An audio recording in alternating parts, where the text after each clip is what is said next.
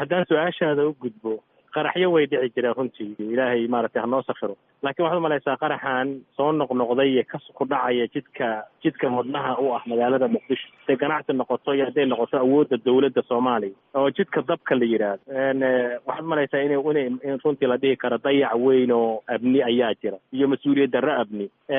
waxaan la yaabanahay inaan ilaa hadda wax waru ka soo bixayna dawladda soomaaliya waxaan la hadlayay 10 daqiiqo ka hor dad meesha wax ka dhaceen guri ku degan ku jiro ilaa hadda go'doon ku ah baan teleefanadooda helay oon la hadlay waxay ii sheegeen dhibaatada iyo daruufta ay ku jiraan xabaddu inay dhacaysa ilaa hadda waxay igu dhaheen markaan la hadlayay 2 daqiiqo ka hor bam weynaa ka dhacay sidan qiyaasay ama qof ay isqarxiyeen ama dee waa bam gacmeed bay tuureen nimankii marka weli meesha inay ku jiraan risaas ridayaan xoog leeyihiin waana habeenkii kala gelaya habeenkay bilaabatay ka hor ka bacdi marka waxaa muuqata daruuf aad u adag oo runtii abniya ayaa muuqato oo tacaddi weyn ahoo wax laga xishooda ma dee runtii laga shalaayo labadaba ah sidaan xogta ku hayo marka 2 baabuuray ahaayeen baabuur buraada ah iyo baabuur kaloo yaroo daba socda marka baabuurka buraadada baabuurka qarxay oo runtii magnitude aad u weyn ama culays aad u weyn oo qarxiisu ahayo dhul badan oo burburiyey guryo badanaa gubtay walaal waxaan dareemayaa inay dhibaato runtii jirto aad u weyn oo ka weyn inta la qiimeyn karo arrintu waxay ku noqotay Soomaalida dhan iyo dadka ka faallooda hadalkii oranayay ama orahdii oranaysay hashu maankayga gaday ma masaar bay laqday dawladii ciidamay samaysay ciidamo kala duwan baa magaalada muqdisho ka jira kuwa la soo tababaro lahaa magaalada muqdisho wax ka qabanayaan kuwa hore u jiray haddana wixii way dhacayaan oo al-shabaab baa haddana la leeyahay meeshii halbowlihii bay weerar ka geysanayaan maxaa sababaya waxan ma cid baa la shaqayso oo halkaa keenta ma si kale u adeegsadaan oo iyaga xeeladoodu ka sarreysaa xeelada dawladda maxaad ku macnayn lahayd walaal waxaa jira oraah la yidhaahdo ula badanu dagaal kaama celiyaan haddaadan u diyaarsanayn dawladda soomaaliya dee qorshe xumaa jira ciidan la-aanu ma jirtee qorshe xumaa jira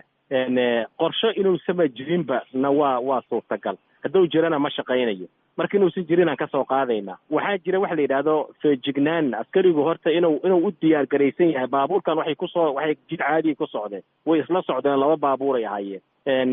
maxay u soo gudbeen oo dee checkpointyada uga soo gudbeen askarigu marka inuu feejigan yahay feeginaantuna 2 waxbay ka imaataa mid waa inuu askarigu tababar u qabo waxa uu raadinayo ama uu fiirinayo ama ka bedelan waxa caadiga inuu yaqaano oo tababar uu ku yaqaano midna waa inuu energy u hayo qofku oo dee danaynayo waxa kale inuu kala fiiriyo askari marka laga yaabo inuu saacado badan ama 10 saacadood meel fadhiyo wala dee waxba ma qiimeyn karo ama tababarba uma lahan hadda waxaan arkayay sawirada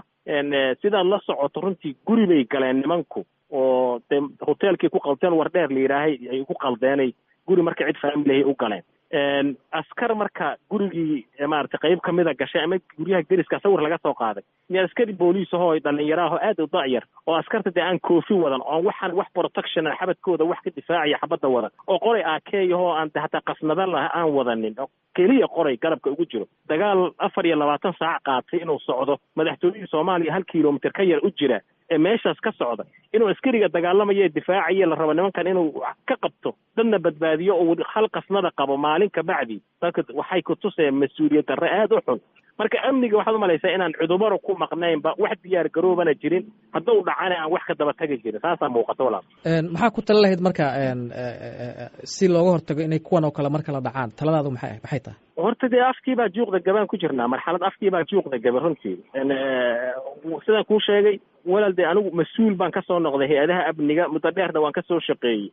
waana dareemi karaa dulucda iyo meesha duruufuhu ka jiraan aad baan u dareemi karaa dhibaatada ugu weyn ee Soomaaliya xagga amniga ka haysata waxa weeyaan madaxda ugu sarreysa waddanka madaxda ugu sarreysa priority ama muhiimiyadda koobaad uma lahan amnigu mana ku baraarugsana amniga waxaan xusuustaa dagaalkii maarta qaraxii weynaaye October 14keedii 2017 ayaan xusuustaa dawladda Soomaaliya inay report ku soo saartay 25 qofood inay meesha wax ku gaareen oo caadi noloshu iska ahayd ilaa habeenkii maqrib ilaa 6 saac habeenimo lagu soo baraarugo la yiraahdo warantu way ka weyntaa waxaad marka waxaad malaysaa in la yareysanayo waxaan dhihi lahaa war waddanku ama dawladu leeyahay oo u gurmanayso u damqanayso difaacayso ama dawlad ma horta labadaas inaan kala ogaano haddaysan jirin de in la yiraahdo marka cid la isku haleeyaa ma jirto